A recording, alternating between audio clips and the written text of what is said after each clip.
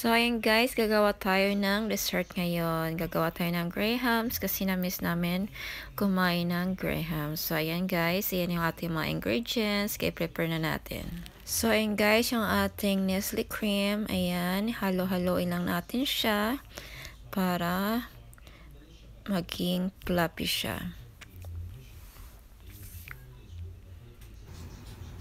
Tapos guys, mix natin yung condense. Ayan. Halo-haloin lang natin siya. Tapos mix natin siya guys.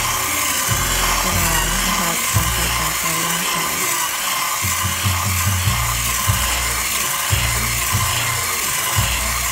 Pagkatapos yun guys, ayan na yung grahams na biscuit. Ayan.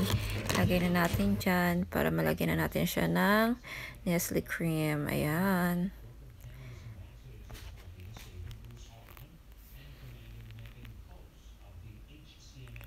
So, kami kasi guys, pag gumawa ng grahams, di namin tinitipid. Kaya, so, gusto namin is marami siyang Nestle cream. Ayan.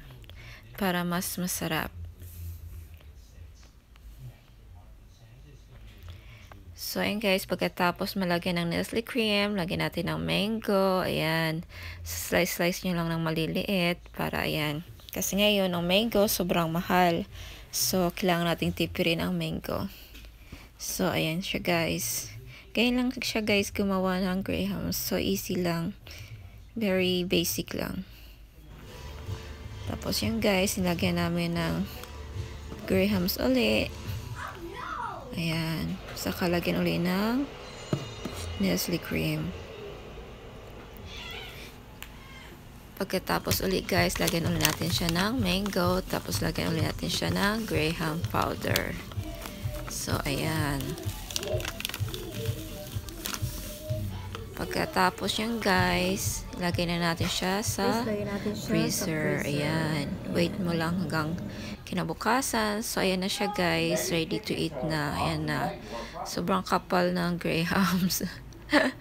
Kunti lang yung mango guys. So, ayan. Masarap na siya guys. Ayan na. Titikman na natin kung masarap ba talaga. So, perfect yung lasa niya guys. Masarap. Ayan.